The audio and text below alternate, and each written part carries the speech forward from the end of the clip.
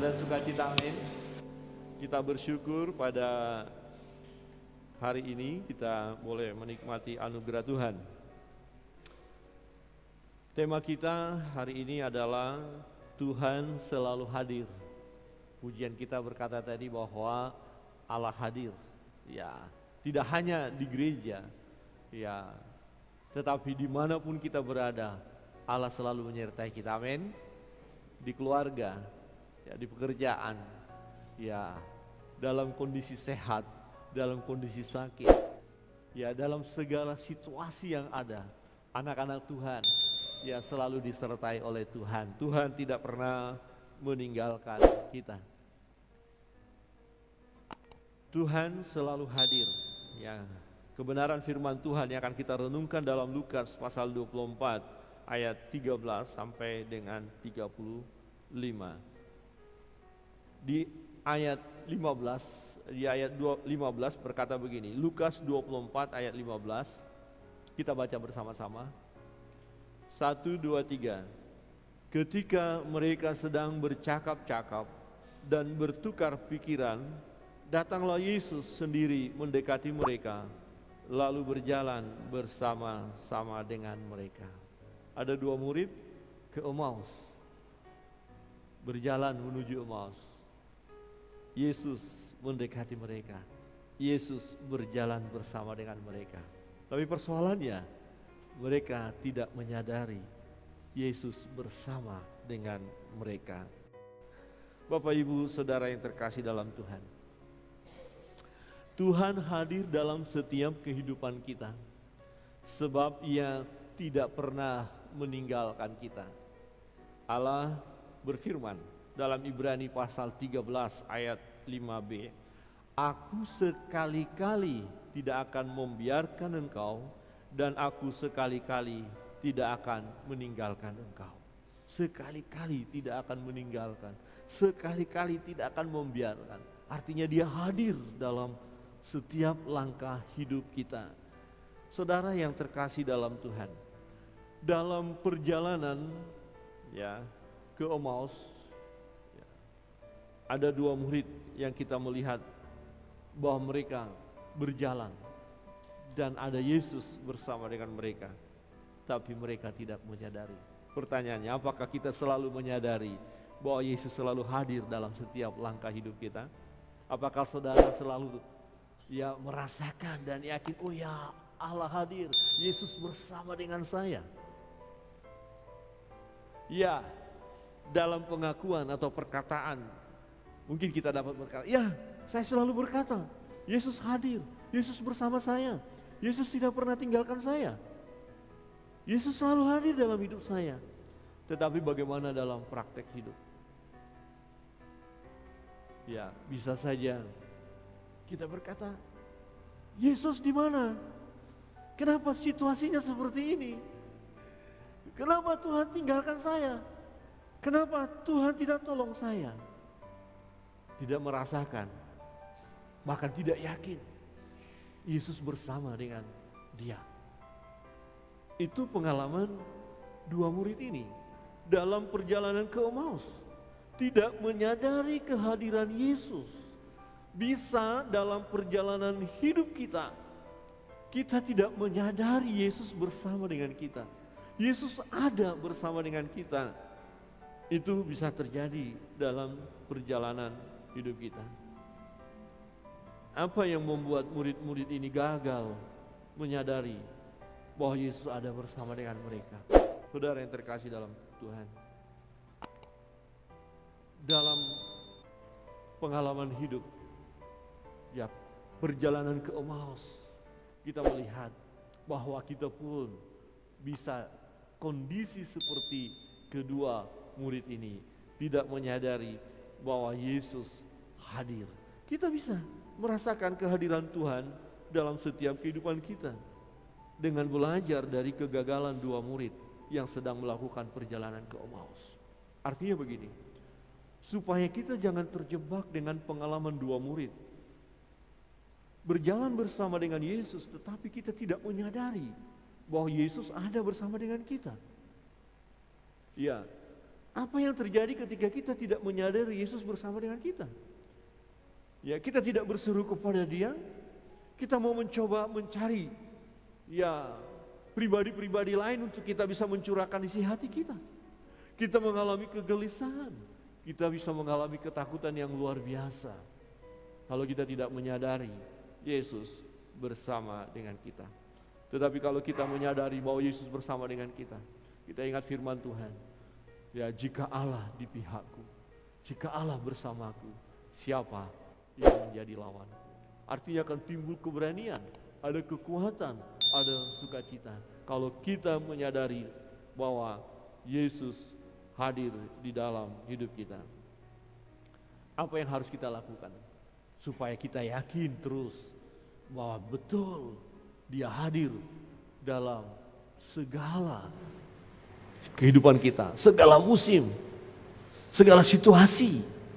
Kadang-kadang ketika kita diberkati oleh Tuhan, kita berkata, puji Tuhan, Tuhan bersama dengan saya. Puji Tuhan, Dia memang ada di pihak saya. Tetapi ketika Tuhan izinkan masa-masa sulit, ada masalah, ada pergumulan yang luar biasa, bisa saja kita merasa bahwa Yesus tidak bersama dengan kita. Untuk itu, kebenaran yang pertama yang kita renungkan pada hari ini, jangan fokus kepada persoalan yang sedang kita hadapi. Jangan fokus kepada persoalan yang kita hadapi. Kita semua punya persoalan, kita semua punya pergumulan. Ya, kadang-kadang berat, ya kadang-kadang ada yang agak ringan, ya tapi kadang-kadang juga sepertinya kita tidak mampu lagi menghadapi pergumulan itu.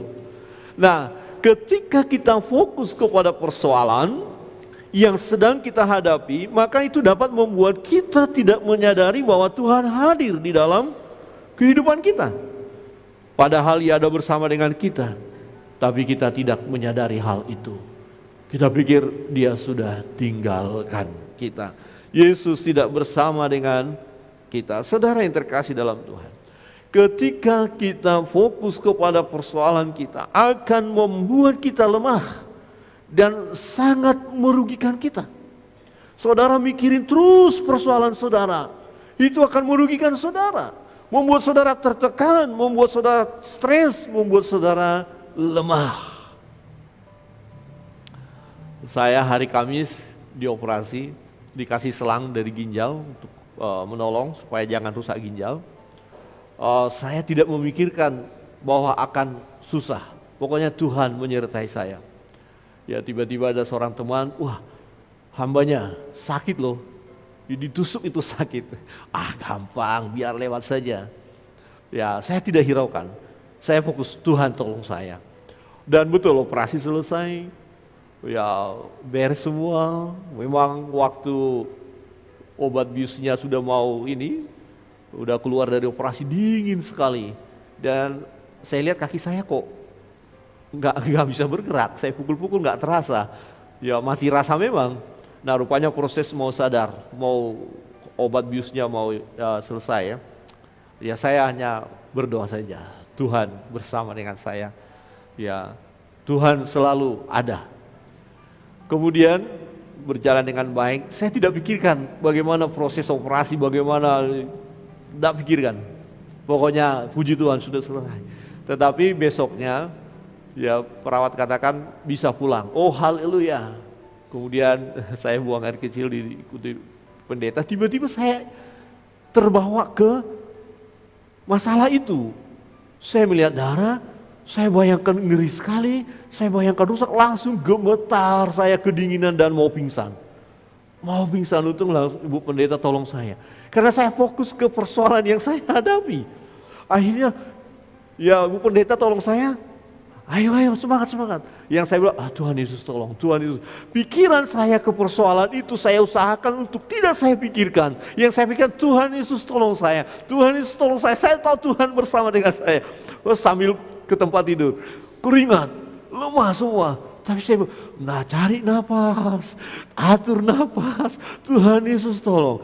Saya nggak pikirkan ya persoalan itu. Karena waktu setelah saya lihat masih ada darah keluar begitu, langsung gemetar. Jadi kalau saya memikirkan itu, mulai saya lemah. mulai rasa takut. Dan cepat panggil suster. Ya, dicek tensi bagus, bagus ya. Tapi masih jantungnya nggak bener ini, masih keringat. Masih begitu ya. Akhirnya tertunda pulang beberapa jam karena harus ditunggu dulu. Kemudian berjuang untuk melupakan persoalan itu. Dan berjuang melihat kepada kuasa Tuhan. Saya tahu Tuhan akan tolong. Hari ini pasti pulang. Dan Ibu Pendeta mendukung. Ayo semangat. Masa begitu aja. Semangat kita mau pulang. Puji Tuhan. Ketika kita fokus ke persoalan itu merugikan. Ya. Jangan kita fokus hanya kepada persoalan, akhirnya kita lemah. Kita tak berdaya. Kita semakin seperti tertindas. Kedua murid wajahnya murung. Kenapa? Pikirannya kepada persoalan. Bukan kepada siapa yang datang bersama dengan kita berjalan ini. Tidak.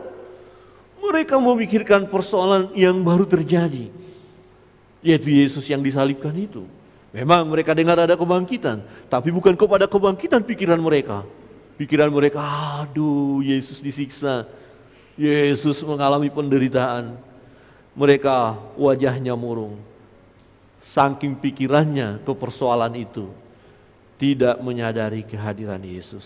Saudara, kalau fokus kepada persoalan, saudara tidak menyadari Yesus ada. Yesus berkuasa, Yesus hidup, tapi kita tidak mampu melihat itu. Kita lebih dikuasai oleh perasaan kita. Akhirnya ketakutan, tidak ada senyum, tidak ada sukacita karena persoalan itu menekan kita. Coba lihat orang yang sedang punya masalah dan masalahnya dia pikirin. Saya pikir wajahnya tidak berseri-seri.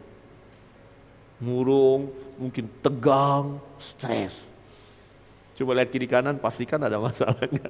Coba lihat kiri kanan, senyum dipaksakan ya. Saudara punya persoalan, betul. Kalau saudara hari ini punya persoalan, pikirkan persoalan, saudara tidak akan dengar khotbah dengan baik. Ya, saudara pikirkan persoalan saudara, saudara tidak akan dapat membaca firman dengan baik. Saudara pikirkan persoalan saudara, saudara tidak dapat memuji Tuhan dengan baik. Karena persoalan bisa membuat kita tidak sadar bahwa Yesus hadir bersama dengan kita. Bahkan murid-murid, apa yang terjadi? Ya, mata mereka terhalang sehingga tidak mampu mengenal Yesus. Saudara yang terkasih dalam Tuhan, praktek ya dalam perjalanan hidup kita, anak-anak Tuhan bisa terjebak dalam situasi seperti ini. Tidak mampu melihat Yesus yang berkuasa itu, yang hidup itu. Karena tertuju kepada persoalan, beban, dan kemudian kita lihat kelemahan kita. Aduh, saya nggak berdaya ini, saya nggak mampu dengan persoalan ini. Seperti mau mati rasanya. Akhirnya kita tidak kuat menghadapi persoalan yang ada karena kita tidak menyadari Yesus ada. Perhatikan di ayat 16. Tetapi ada sesuatu yang menghalangi mata mereka, sehingga mereka tidak dapat mengenal Dia. Apa yang menjadi penghalang bagi Bapak Ibu sehingga Bapak Ibu tidak mampu melihat Yesus? Kalau berkat-berkat mengalir, ya kita terlalu mudah melihat dan ku tahu Yesus ada bersama saya. Yesus memberkati saya. Yesus selalu ada dalam setiap langkah hidup saya. Tetapi ketika ada masa sukar, masa sulit, di sini seringkali ya iblis bekerja, iblis melemahkan, iblis membutakan kita untuk datang kepada Tuhan. Kita melihat ada banyak kisah yang notabene adalah orang Kristen, tapi menyelesaikan masalahnya dengan cara yang tidak alkitabiah, tidak benar. Ya, bahkan sampai kepada namanya bunuh diri. Kenapa? Tidak mampu melihat Yesus, tidak mampu melihat kuasa Yesus, tidak mampu melihat pertolongan Yesus. Kedua murid ini tidak melihat bahwa yang bersama dengan mereka adalah Yesus karena ada yang menghalangi mereka. Nah, apa yang menghalangi mereka? Yesus berkata kepada mereka, apakah yang kamu percakapkan sementara kamu berjalan? Apa yang kalian bicarakan? Apa yang kalian gumuli? Apa yang kalian diskusikan? Apa yang kalian mulai pikirkan? Yesus bertanya hal itu. Ya, kedua ini bercakap-cakap. Maka berhentilah mereka dengan muka muram. Muka muram menunjukkan kondisi mereka, keadaan atau pergumulan yang mereka hadapi. Kalau mereka bersuka cita, memikirkan hal sukacita, saya pikir mereka senyum-senyum. Masa kamu nggak tahu apa yang terjadi? Mungkin begitu. Tapi ini dengan wajah muram, dan seorang dari mereka namanya Kleopas menjawabnya, adakah engkau satu-satunya orang asing di Yerusalem yang tidak tahu apa yang terjadi di situ pada hari-hari belakangan ini? Inilah persoalan yang terjadi. Inilah yang dipergumulkan oleh dua orang murid yang sedang berjalan ke Emmaus. Persoalan. Ya, mengingat peristiwa itu ngeri sekali. Mati juga Yesus itu. Dikuburkan juga dia. Ada harapan sebelumnya mereka berikan kepada Yesus, tetapi mereka keliru karena mereka mengharapkan secara jasmani pada waktu itu. Saudara yang terkasih dalam Tuhan, peristiwa apa yang dapat membuat kita sehingga tidak mampu melihat Yesus, tidak mampu merasakan kehadirannya? Kedua murid ini berkata, apakah engkau satu-satunya orang asing di Yerusalem yang tidak tahu apa yang terjadi di situ pada hari-hari belakangan ini? Apa yang terjadi? Itu yang menjadi pergumulan. Apa yang saudara alami? Ya, itu bisa membuat kita tidak mampu melihat Yesus, tidak mampu merasakan bahwa Yesus hadir. Kita pikir Yesus itu orang asing. Mereka berkata, engkau orang asing? Artinya begini, ketika masa sulit terjadi dan kita fokus ke persoalan, bukankah ada orang-orang yang berkata, Yesus di mana engkau? Yesus, kenapa engkau tinggalkan aku? Yesus Tuhan, katanya Tuhan, kenapa tidak tolong aku? Katanya berkuasa, tetapi kenapa hidupku seperti ini? Oke, saya sudah berdoa dan berpuasa, saya sudah bergumul, tapi situasi yang kualami masih seperti ini. Adakah Tuhan bersama dengan aku? Mulai meragukan Tuhan. Itu fakta. Ada orang-orang yang meninggalkan Yesus karena memang dia ragu tentang Yesus yang hadir bersama dirinya. Jangan saudara ragu. Memang fokus persoalan bisa membuat kita tidak menyadari dia. Untuk itu, jangan fokus kepada persoalan, tapi tetap fokus kepada Tuhan. Bukan berarti kita tidak mengakui ada persoalan kita. Ada persoalan kita. Itu betul. Bukankah firman Tuhan kata segala sesuatu ada waktunya? Tidak hanya waktu kita bersuka cita kita berkata, Yesus hadir, haleluya, puji Tuhan, aku diberkati Tuhan. Tetapi ketika masa sulit pun itu waktu yang Tuhan tentukan bagi kita. Tujuannya jelas, ada maksud Tuhan dalam Pengkhotbah pasal 3 itu. Ya, supaya kita takut akan Tuhan. Ketika persoalan pergumulan itu Tuhan izinkan kita hadapi, supaya kita diuji iman kita. Apakah tetap berkata, Yesus bersama dengan aku? Amin. Amin. Oh, kenapa harus sakit? Tuhan bersama dengan aku. Oh, kenapa harus mengalami kerugian seperti ini usahaku? Yesus bersama dengan aku. Dia hadir. Oh, kenapa orang yang aku kasihi harus meninggalkan aku secepat ini? Oh, Yesus hadir. Yesus tidak pernah tinggalkan kita. Bahkan ketika segala sesuatu terjadi, kebenaran firman Tuhan berkata, Allah turut bekerja dalam segala hal untuk mendatangkan kebaikan bagi setiap kita yang mengasihi Tuhan. Allah hadir dalam rumah tangga saudara, amin. Apapun situasi yang saudara alami sekarang, amin. Amin. Tidak kecewa dalam hidup ini. Oh, masalahnya besar, tetap Allah hadir, amin. Lihat Yesus bersama dengan kita. Ada seorang ibu, ya, dia mendorong kereta baby. Anaknya yang masih kecil, baby digendong di belakang. Sambil berjalan, sepertinya saya lihat adegan itu seperti di bandara begitu, atau di mall begitu, dia jalan. Kemudian dia main HP. Jalan lama. Setelah selesai HP dia sadar. Dia buka, anaknya tidak ada. Dia lari ke sana cari anaknya. Padahal anaknya digendong di belakang. Saya ketawa saja. Dia fokus kepada HP-nya.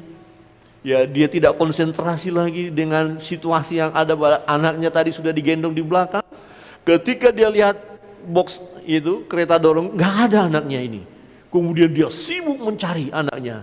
Saking anaknya, waktu ibunya lari, anaknya begini, terlontar di belakang. Padahal ada di belakang. Ada lukisan bagus sekali ya, cerita lukisannya bagus sekali. Ya, ada seorang yang berkata, Tuhan katanya selalu bersama dengan saya. Tapi dalam keadaan sakit, kenapa saya sendiri? Ya, terus Tuhan tunjukkan, ya lihat telapak kaki itu. Ya seperti di pantai begitu pasir, kan hanya sepasang telapak kaki. Berarti kan hanya sendiri saya. Oh tidak, itu bukan telapak kakimu. Itu telapak kakiku. Terus aku di mana? Kamu aku gendong. Kata Tuhan, dia senang. Artinya Tuhan Yesus tidak pernah tinggalkan kita. Amin. Dia hadir. Kebenaran yang kedua, jangan memandang Yesus sebagai manusia saja, melainkan Ia adalah Allah. Ini persoalan yang terjadi. Ya, kedua murid memiliki pandangan bahwa Yesus hanya sebagai manusia biasa saja, hanya sebatas nabi.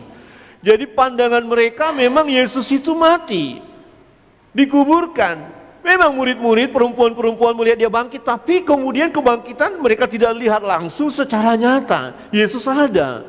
Dan inilah yang menjadi persoalan bagi kita. Ada banyak orang meragukan bahwa hadirnya Tuhan bersama dengan kita, hadirnya Yesus bersama dengan kita, karena ada orang yang mengajarkan Yesus itu manusia saja.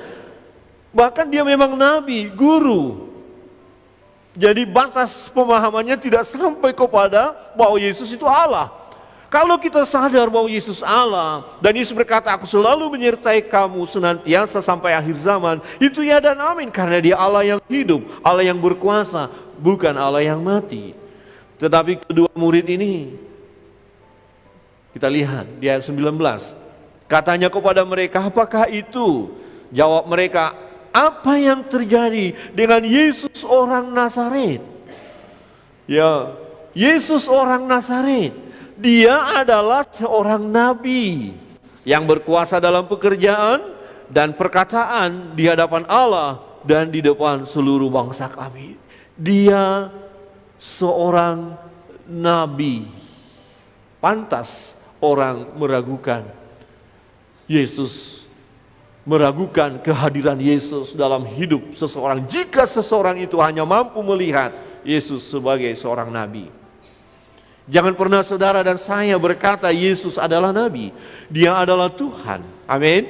Dia Allah yang berkuasa, Allah yang menjadi manusia sekarang dengan dunia media sosial yang luar biasa, dengan TikTok yang luar biasa, mengajarkan pengajaran yang luar biasa. Ada banyak orang yang berkata Yesus itu hanya sebatas nabi.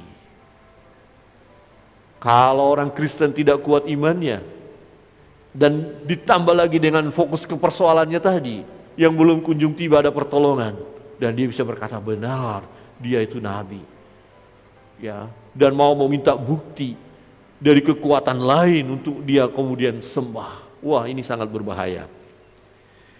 Dia adalah seorang nabi. Ayat 20, tetapi imam-imam kepala dan pemimpin-pemimpin kami telah menyerahkan dia untuk dihukum mati, dan mereka telah menyalibkannya. Ayat 21, Padahal kami dulu mengharapkan bahwa dialah yang datang untuk membebaskan bangsa Israel. Tetapi sementara itu telah lewat 3 hari sejak semuanya itu terjadi. Lewat 3 hari. Waktu kedua murid perjalanan ke Emmaus. Harapan kami musnah. Harapan kami gagal. Kami dahulu mengharapkan dia, Yesus itu. Yesus inilah raja orang Yahudi. Pandangan mereka adalah raja yang memimpin secara dunia. Artinya Yesus diharapkan untuk memimpin umat Israel, mengalahkan bangsa Roma, membebaskan dari perbudakan dari kuasa Roma. Seperti satu bangsa yang sedang dijajah, jadi Yesus datang untuk membebaskan mereka untuk merdeka. Itu harapan mereka. Jadi bukan secara rohani. Jadi mereka hanya berharap secara jasmani. Ketika kita melihat Yesus hanya secara jasmani, kita akan gagal merasakan bahwa dia hadir, gagal meyakini bahwa dia bersama dengan kita. Orang yang kecewa akan sulit diyakinkan bahwa Yesus bersama dengan dia. Perhatikan, kalau ada seseorang sudah kecewa, saya pernah ketemu seorang hamba Tuhan, dia kecewa melayani. Kemudian dia tinggalkan pelayanan, dia jadi berjualan. Saya ketemu di Bali ini waktu jalan-jalan, saya ke satu warung belanja dan dia cerita bahwa dia kecewa dalam pelayanan. Kemudian saya katakan, Pak, kembali. Dia hamba Tuhan loh, kembali. Ya, dia bilang, rasanya hidup kok kayak gini. Orang yang kecewa diyakinkan bahwa Yesus hadir, Yesus mampu menolong, Yesus mampu menguatkan, Yesus memampukan kita menghadapi persoalan. Tapi kalau orang itu sudah kecewa, terlalu sulit kita untuk meyakinkannya. Betul ya Bapak Ibu? Udah begini aja, udah kecewa. Ya, mereka kecewa sebenarnya. Karena apa? Harapan mereka tidak terkabulkan. Padahal kami dahulu mengharapkan bahwa dialah yang datang untuk membebaskan bangsa Israel. Mana kuasamu Yesus, mana? Kau raja, tapi kau tersalibkan begitu saja. Kemudian mati dan dikuburkan. Perhatikan di ayat 22. Tetapi beberapa perempuan dari kalangan kami telah mengejutkan kami. Pagi-pagi buta mereka telah pergi ke kubur. Memang mereka tahu, tapi mereka masih ragu-ragu. Mereka belum mampu melihat bahwa Yesus bangkit, Yesus hidup.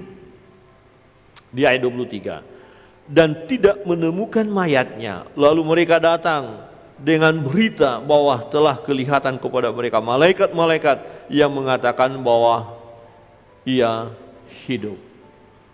Ayat 24, dan beberapa teman kami telah pergi ke kubur itu dan mendapati bahwa memang benar yang dikatakan perempuan-perempuan itu, tetapi dia tidak mereka lihat.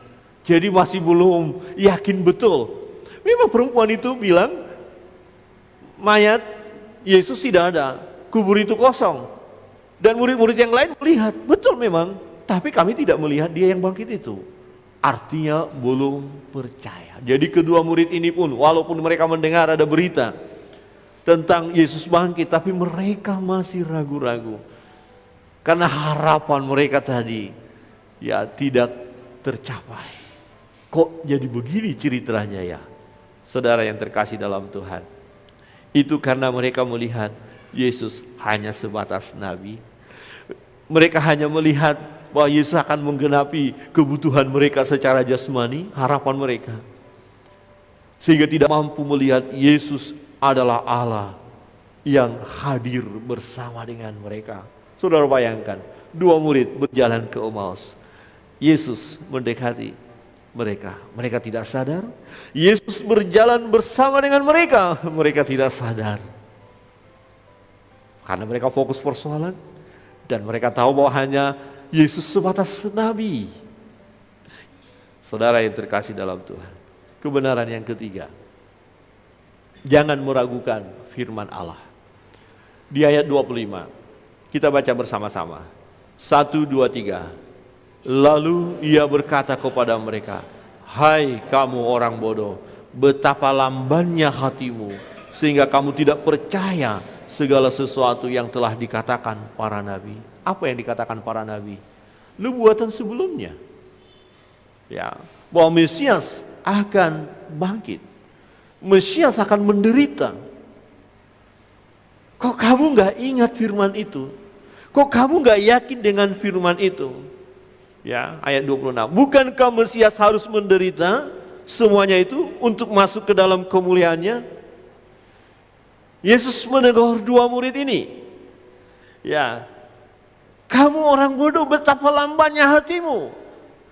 Jadi kita tergolong orang bodoh jika kita lamban, hati kita lamban untuk mempercayai firman. Kalau saudara ragu kepada firman, artinya kita ini bodoh, lamban hati kita untuk percaya kepada firman. Dan fakta menunjukkan banyak orang-orang yang menyebut dirinya orang Kristen, begitu lamban untuk percaya firman.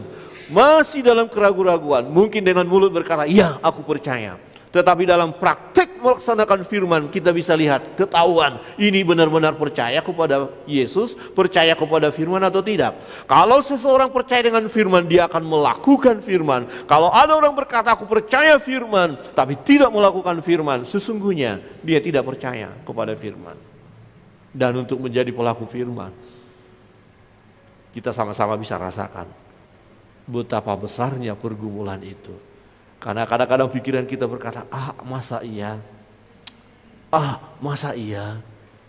Ya. Berkati orang itu supaya kamu diberkati. Lebih diberkati orang yang memberi daripada yang menerima. Masa iya? Pikiran yang logis. Siapa yang diberkati? Yang memberkati atau yang diberkati? Yang memberi atau yang diberi?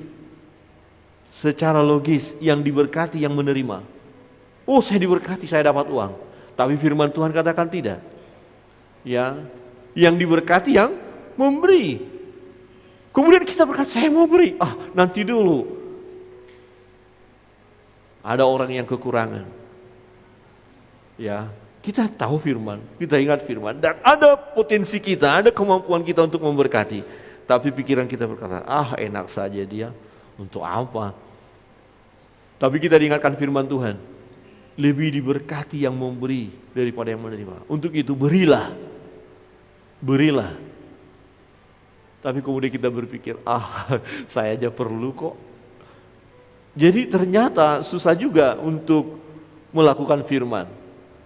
Betul ya Bapak Ibu ya? Gampang.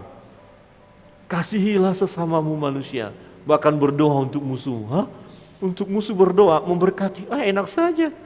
Pikiran kita mulai bekerja. Enggak. Musuh kalau boleh ya disumpahi aja. Biar ditabrak mobil, tabrak motor lah. Malah kutuk yang bisa keluar dari mulut kita. Tapi anak-anak Tuhan tidak boleh mengeluarkan kutuk. Amin. Ada yang menyakiti hati saudara? Doakan dia, berkati dia. Tuhan, aku mengasihi saudara saya ini. Tuhan tolong dia. Amin. Amin. Memang harus dipaksa. Kalau hanya amin sekali aja, pelan sekali aminnya ya. Aduh, dia sakiti hati saya. Orang ini awas kau. Kalau ketemu, awas. Jangan hanya di media sosial. Kalau boleh kita ketemu di mana? Lu yang mati atau gue yang mati nggak ada masalah. Ayo. Lu macem-macem. Padahal itu orang Kristen loh. Tapi nggak ada di sini. Nggak ada yang ngaku. Saudara yang terkasih dalam Tuhan, jangan ragukan firman. Firman Tuhan katakan mengasihi, kita mengasihi. Ya. Firman Tuhan katakan bahwa dia Mesias itu menderita dan memang itu semua harus terjadi. Harusnya mereka percaya. Harusnya mereka jangan ragu-ragu tentang itu. Tetapi fakta menunjukkan ada keraguan-raguan. Saudara yang terkasih dalam Tuhan, mari jangan pernah ragukan firman Tuhan. Lihat ayat 27.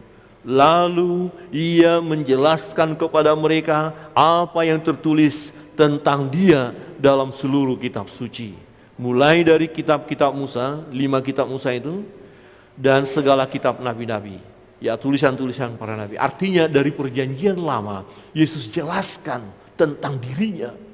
Ya, ayat 28. Mereka mendekati kampung yang mereka tuju. Lalu ia berbuat seolah-olah hendak meneruskan perjalanannya. Ayat 29, tetapi mereka sangat mendesaknya. Katanya, tinggallah bersama-sama dengan kami, sebab hari telah menjelang malam dan matahari hampir terbenam. Lalu masuklah ia untuk tinggal bersama-sama dengan mereka. Waktu ia duduk makan dengan mereka, ia mengambil roti, mengucap berkat, lalu memecah-mecahkannya dan memberikannya kepada mereka. Ayat 31, perhatikan.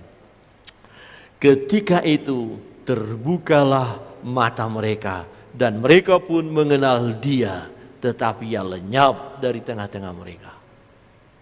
Yesus berbicara. Di ayat 32, kata mereka seorang kepada yang lain, bukankah hati kita berkobar-kobar ketika ia berbicara dengan kita di tengah jalan dan ketika ia menerangkan kitab suci kepada kita? Kalau kita dalam kondisi tertentu mulai meragukan kehadiran Yesus dalam diri kita, itu artinya kita perlu datang kepada firman, perlu membaca firman, perlu merenungkan firman. Dari kebenaran firman kita yakin dia hidup, Yesus Tuhan, Yesus berkuasa, dia hadir dalam hidup kita. Jadi kalau saudara punya persoalan, punya pergumulan, mulai digoncangkan oleh persoalan itu, datang kepada firman, baca firman Tuhan, baca kitab suci. Saya yakin dan percaya kita akan berkata, ya aku tahu Allah hadir. Aku tahu Yesus bersama dengan saya. Aku tahu Yesus tidak meninggalkan saya. Kemudian apa yang terjadi dalam hidup kita? Hati kita akan bersuka cita. Amin. Mereka berkata, bukankah hati kita berkobar-kobar? Kok kita senang ya dia bicara ya? Bicara apa? Kitab suci dijelaskan kepada mereka. Ya, dan ketika ia menerangkan kitab suci kepada kita, saudara, ini yang terpenting. Ya, supaya kita tidak digoncangkan oleh pengajaran-pengajaran yang menyesatkan di akhir zaman ini, yang berkata bahwa Yesus bukan Tuhan, Yesus bukan Allah, Yesus hanya manusia biasa saja, Yesus memang nabi saja. Supaya kita tidak tergoncangkan, maka baca dan renungkan firman Tuhan, baca kitab suci. Amin. Baca.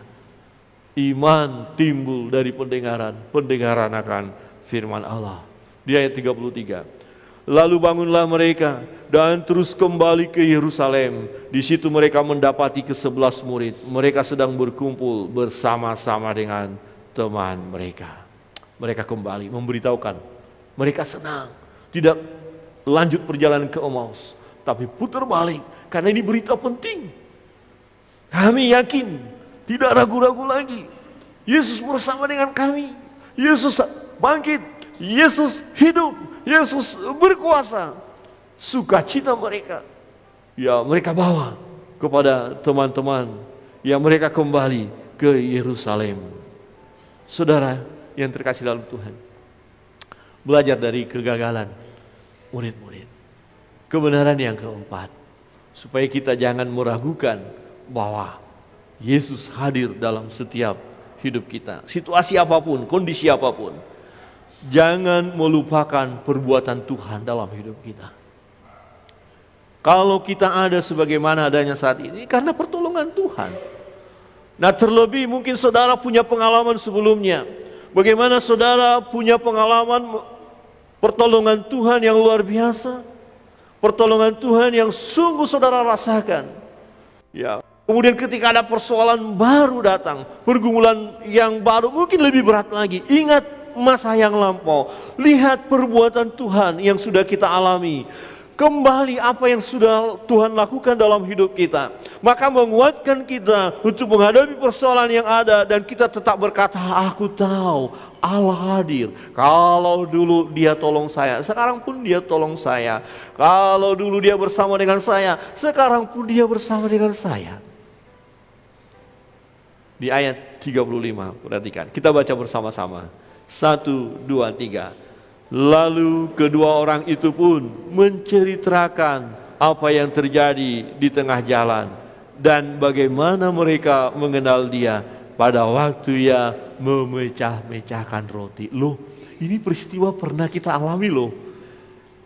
Ini peristiwa pernah kita alami. Coba lihat, dia pecah. Oh iya, dia Yesus. Benar, Yesus.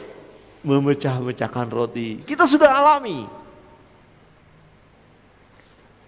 Beberapa tahun yang lalu, saya pribadi mengalami mujizat dari Tuhan. Ya, waktu itu gereja kita masih menghadap sana ya. Ada batu ginjal. Ya, dalam diri saya. Kemudian sakit, berat, mau pingsan rasanya. Saya berdoa, Tuhan tolong.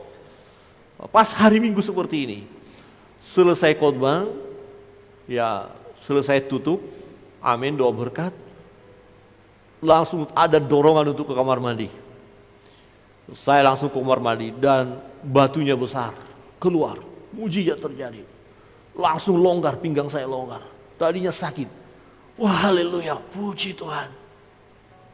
Ada mujizat. Ya, kemudian muncul lagi dia. Dok, saya bilang, dok kok bisa muncul? Nggak tahu, ini tubuh bapak ini berpotensi produksi batu ini katanya. Bercanda dia. Saya bilang, waduh, obat lagi, berobat. Terus. Kemarin mulai terasa. Ya, kemudian dokternya pas lagi ada belajar ke luar negeri, jadi hampir 3 minggu saya harus tunggu. Ya, tapi tidak terlalu sakit, tapi ada ganjalan. Kemudian hari Senin 2 pernikahan, ya saya masih melayani itu. Kemudian langsung cek, dokternya bilang, wah ginjal bapak 2 ini udah bengkak, nggak boleh dibiarkan. Hari Kamis harus operasi. Oh begitu dok. Wah, saya sudah berdoa. Sebelum hari Kamis minta mujizat Tuhan. Hari Senin jam 4 sampai jam 10 harus di rumah sakit, USG, ronsen semua. Dokter bilang harus kita buat selang dari ginjal bypass. Aduh, Tuhan, tolong. Berdoa. Tuhan hadir. Tuhan hadir dalam masalah ini. Ada amin? Tuhan hadir. Tapi saya minta mujizat Tuhan. Kalau dulu sudah terjadi mujizat, hari ini pun sebelum hari Kamis Tuhan. Hari Rabu datang WA dari rumah sakit, segera ke rumah sakit, ambil darah, cek. Ya saya harus tunduk juga kan. Ya. Tuhan, minta mujizat Tuhan. Masih ada mujizat. Tuhan hadir. Haleluya. Dan malam hari Rabu, besok jam 7 harus di rumah sakit, jam 11.30 ya sudah harus operasi. Apakah Tuhan tetap hadir melalui operasi? Iya, Tuhan hadir. Saya belajar di situ. Apakah selalu mujizat keluar sendiri? Tapi saya berdoa, Tuhan berkati dokter-dokter yang menangani supaya tidak salah. Berkati alat-alat medis, sucikan dan kuduskan, berkati ruangan. Aku hanya berserah kepada Tuhan. Tuhan hadir. Di ruang operasi, Tuhan hadir. Amin. Perbuatannya dulu sudah Tuhan tolong, tapi tidak selalu harus cara yang sama, saudara. Jangan paksakan Tuhan harus seperti ini. Jangan ikuti saja. Kita hanya berserah, Tuhan, aku mau ikuti pimpinanmu Tuhan. Yang aku tahu Engkau bersama dengan aku. Ya suntik, ya jalan sendiri bisa, bawa mobil sendiri juga bisa. Tapi kemudian Bu Pendeta bilang, ya jangan, ada Pak Erwin, ikut sama Pak Erwin. Untuk ikut Pak Erwin pagi itu karena Pak Erwin harus tanda tangan, penanggung jawab dan segala macam. Udah pasrah, sudah serahkan saja. Nah kemudian ingat, setelah ruangan itu kan banyak pasien yang mau dioperasi. Bergeletak begitu saja. Kemudian saya dengan Ibu Pendeta 2-3 hari ini ikuti berita, yaitu pengambilan ginjal yang di Kamboja itu loh. Ya, ceritanya itu kayak begini, ngeri kali. Seperti ini saya. Ini jadi pikiran-pikiran ini bahaya loh ya. Kalau kita terbawa ke itu bisa semakin ngeri ya. Ya, tapi itu bisa menggoda. Namun jangan izinkan kita tergoda. Kita hanya bilang Allah hadir. Kalau dulu Tuhan sudah tolong, sekarang pun Tuhan tolong. Amin. Ingat, jangan lupa perbuatan-perbuatan Tuhan dalam hidup kita. Dan kita percaya Tuhan hadir dalam setiap langkah hidup kita. Tuhan Yesus memberkati kita. Mari terus bersandarlah kepada Tuhan. Seperti murid-murid akhirnya bersuka cita. Mereka tahu, tidak ragu lagi, Yesus hidup, Yesus berkuasa. Memang awalnya mereka tidak menyadari bahwa Yesus berjalan bersama dengan mereka. Yesus ada bersama dengan mereka. Melalui kebenaran firman Tuhan, pada pagi hari ini menolong kita. Yakin, Yesus bersama dengan kita. Dia tahu segala beban pergumulan kita. Dia tahu persoalan saudara. Dan dia sanggup menolong saudara dengan caranya sendiri. Ya, kita tidak bisa mereka-reka bagaimana cara Tuhan. Tuhan punya cara. Yang terpenting dari kita adalah aku percaya kepadamu. Engkau Tuhan yang berkuasa. Engkau hidup. Engkau bersama dengan aku. Apa artinya bersama dengan aku? Dia tahu segala situasi kita, keadaan kita. Dan dia bertindak tepat pada waktunya. Tuhan memberkati, mari kita berdoa.